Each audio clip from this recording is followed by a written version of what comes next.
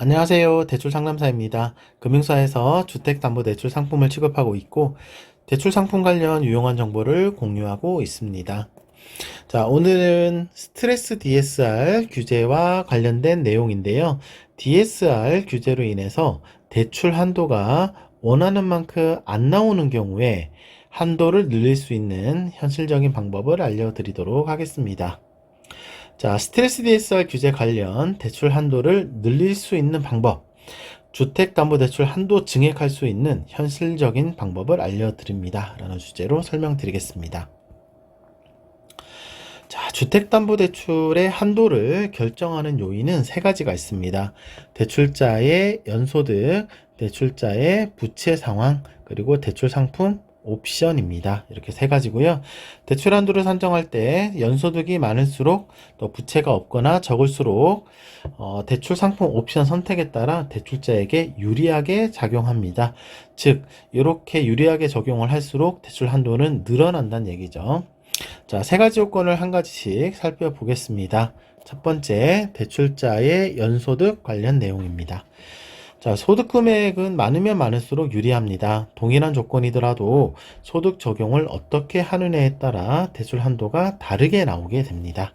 자, 그런데 이렇게 소득 금액을 적용하는 것은 대출 상담사의 지식과 역량에 따라 크게 달라지게 되는데요. 담당 대출 상담사의 노하우가 좀 반영이 돼야 된다는 얘기입니다.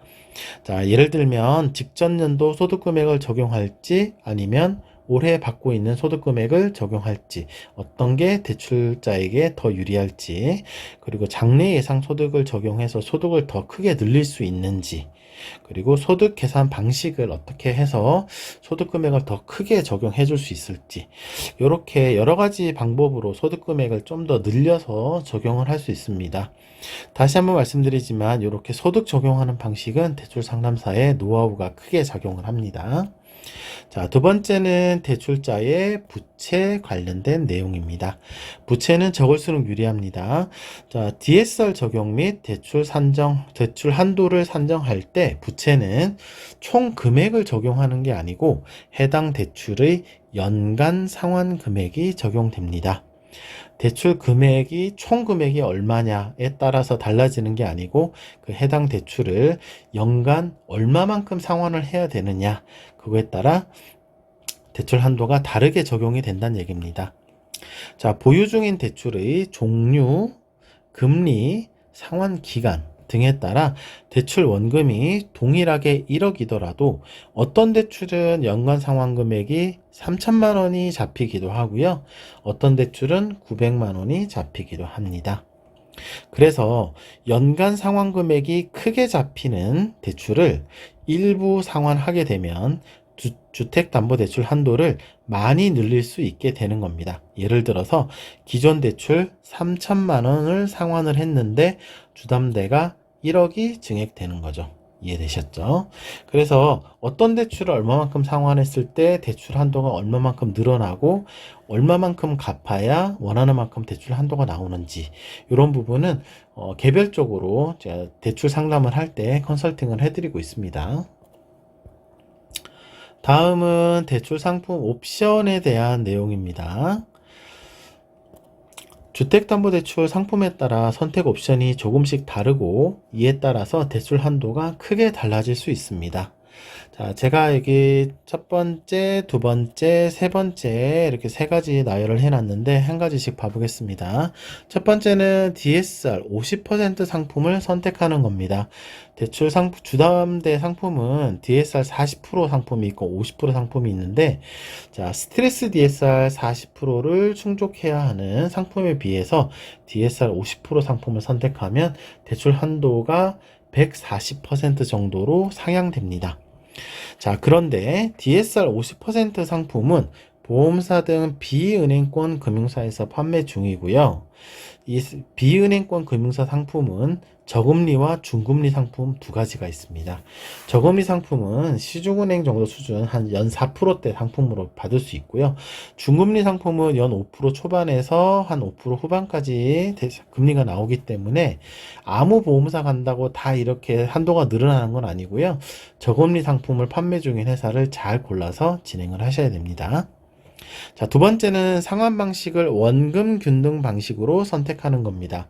주택담보대출 상품의 상환 방식은 원리금 균등과 원금 균등 두 가지 상환 방식이 있습니다. 자, 두 가지 중에서 원금 균등 분할 상환 방식을 선택하면 원리금 균등 분할 상환 방식에 비해서 한도가 17% 정도 더 많이 나오게 됩니다.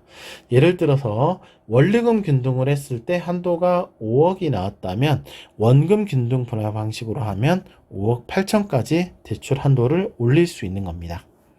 자, 세 번째는 거치기간 없이 대출을 받는 겁니다. 거치기간은 원금 상환 없이 이자만 납입할 수 있는 기간인데 상품에 따라서 비거치에서 3년까지 거치기간 선택할 수 있거든요. 그런데 거치기간 없이 대출을 받으면 한도를 약간 더 늘릴 수 있습니다. 자, 매매 잔금을 치러야 하는데 예상보다 한도가 부족하게 나와서 곤란한 상황에 처해 있거나 본인의 여건에서 최대 한도로 대출을 받아야 하는 경우에 알려드린 방식을 적용하면 아주 유용하게 대출 한도를 늘릴 수가 있습니다. 단, 다시 한번 말씀드리자면 지금 설명드린 이렇게 대출 한도를 늘리는 문제는 대출 상담사의 지식과 역량이 크게 작용을 하게 됩니다. 자, 고정 댓글에 블로그 주소 남겨드릴 거고요. 블로그 방문하시면 좀 더 상세한 내용 확인하실 수 있습니다. 그리고 저한테 질문하시고 제가 답변 드리고 또 대출 상담 해드리고 있는 채널이 있는데 카카오톡 오픈 채팅과 상담 전화번호 있습니다. 이것도 고정 댓글에 남겨드릴 거니까요. 필요한 부분 있으시면 연락 주시면 되겠습니다. 자, 오늘도 좋은 하루 되십시오. 감사합니다.